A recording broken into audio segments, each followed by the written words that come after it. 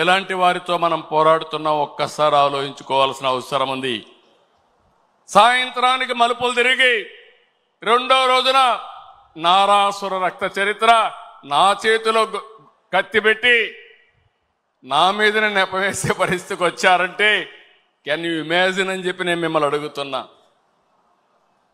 అర్థమైందా మీకని అడుగుతున్నా. అర్థమై ఉంటే చేలు పైకెత్తమని చెప్తున్నా. అలాంటి కరుడు గట్టినటువంటి నేరస్తులతో రాజకీయం చేస్తున్నాం. అందుకే నిన్న ఒకటి జరిగితే వీరయ్య చౌదరి, సంతనూతలపాడు, పల్నాడు హత్యలు జరిగాయి.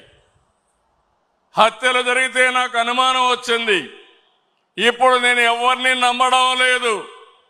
ప్రతి ఒక్క విషయాన్ని కూడా సందేహం పెట్టుకొని మనసులో వేరే విధంగా నేను ఆలోచించి ఎవరు చేశారని ఆలోచించే పరిస్థితికి వచ్చాను.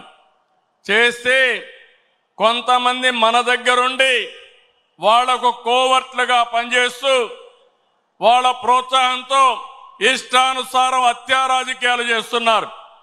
మన చేతితో మన వేలుతో మన కన్ను పొడుచుకొని తద్వారా రెండు పనులు, ఇది తెలుగుదేశం పార్టీ వాళ్ళు వీళ్ళనే చంపుకుంటున్నారు అని చెడ్డ పేరు తేవడం, వాళ్ళ టార్గెట్ ని సులభంగా ఎలిమినేట్ చేయడం, ఇది నేరస్తులు చేసే కనికట్టు మాయ. అందుకే చెప్తున్నా, ఎవరైనా సరే మన కార్యకర్తలు కూడా ఇలాంటి తప్పుడు పనులు చేస్తే ఏ కార్యకర్తను కూడా నేను ఉపేక్షించనని మరొక్కసారి మీ అందరికీ విజ్ఞప్తి చేస్తున్నా. మీకందరికీ ఆమోదయోగ్యమైతే గట్టిగా చప్పట్లు కొట్టి మీరు కూడా ఆమోదించండి. నేరస్తులు కబద్దార్, నా దగ్గర మీ ఆటలు సాగనివ్వను.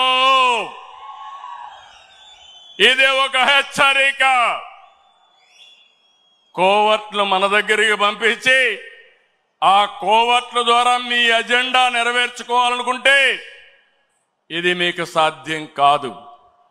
అందుకే మిమ్మల్ని అందరినీ కోరుతున్నా, వలస పక్షులు వస్తాయి, వలస పక్షులు పోతాయి, కానీ నిజమైన కార్యకర్త శాశ్వతంగా ఉంటాడు.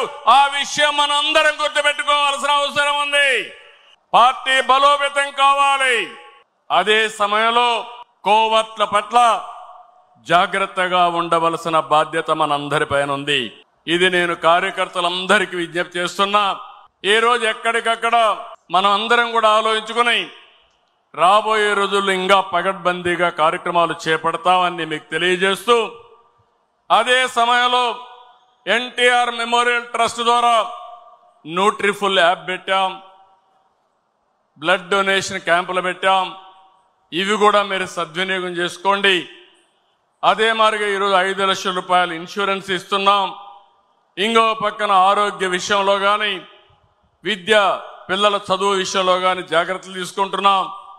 ఈ రెండే కాకుండా ఆర్థికంగా కూడా మన కార్యకర్తల్ని పైకి తేవడానికి ఎలాంటి కార్యక్రమాలు చేయాలనో అది కూడా ఆలోచిస్తున్నాం. 1 ఫ్యామిలీ 1 ఆంటర్‌ప్రెన్యూర్, అందులో మన వాళ్ళను కూడా ప్రాధాన్యత ఇవ్వడానికి ఆలోచిస్తున్నాం అని చెప్పి కూడా నేను మీకు తెలియజేస్తున్నా.